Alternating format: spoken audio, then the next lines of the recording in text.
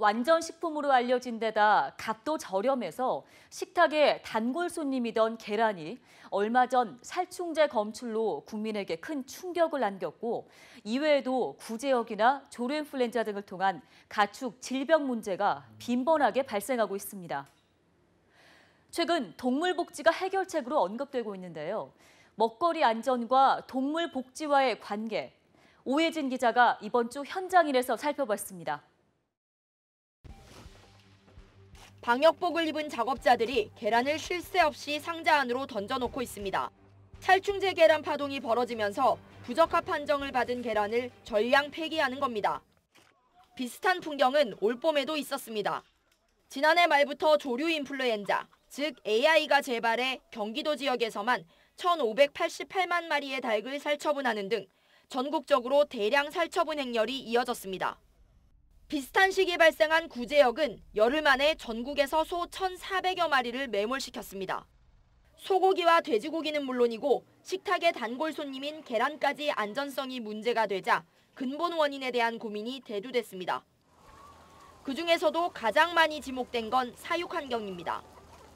닭장이나 우리에 갇혀 움직이지도 못한 채 화학사료를 섭취하며 평생 새끼나 알만 낳는 사육 방식은 동물에게 극도의 스트레스를 줘 각종 질병에 취약할 수밖에 없다는 겁니다.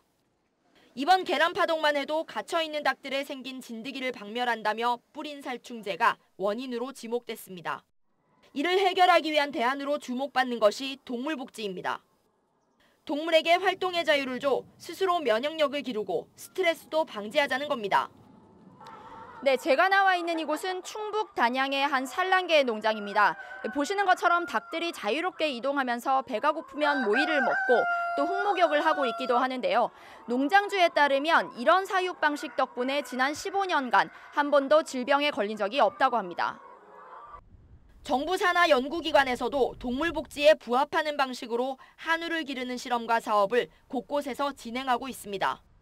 국립축산과학원 한우연구소는 매년 6월부터 10월 말까지 소를 넓은 초지에 방목하고 전남 해남군은 전남농업기술원과 협업해 유기사료와 방목으로 소를 사육하는 사업을 3년째 진행하고 있습니다.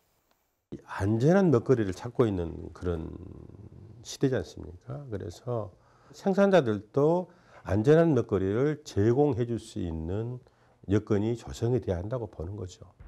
이곳 국립축산과학원처럼 화학비료를 사용하지 않거나 항생제 사용을 최소화하면서 소를 사육하는 것이 소에게나 소비자에게 모두 좋다는 사실은 대부분 동의하고 있습니다.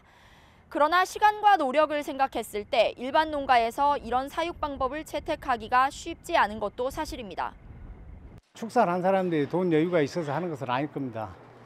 어차피 축협으로부터 대출을 받아야 되고 그런 정부로부터 이제 경제 지원이 뒤따라야 아마 성공할 수 있는 그런 여건이 될 겁니다. 일단 산란율이 케이지보다 좀 못하기 때문에 사업성으로는 좀 못한 거죠. 안전한 먹거리를 생산하는 자부심으로 돈을 좀 덜 벌리지만 여기에 더해 동물복지형 사육이 질병에 더 취약하고 먹거리 안전과 관련이 없다는 반론이 만만치 않습니다. 동물복지를 우리가 하게 되면 결국은 많은 부분 방목을 하게 되는데 여러 가지 외부에 통제할 수 없는 환경에 노출되게 됩니다. 특히 이제 닭 같은 경우에는 AI, 조류 독감의 위험에 크게 노출이 되는 거고요. 이 방목 그리고 이 동물복지라고 하는 것이 반드시 식품 안전과 연결된다고는 말할 수가 없습니다. 대안으로 주목받고는 있지만 현실적으로 적용에 한계가 있고 안전성조차 검증되지 않은 상황이어서 더 많은 연구와 고민이 필요한 상황입니다.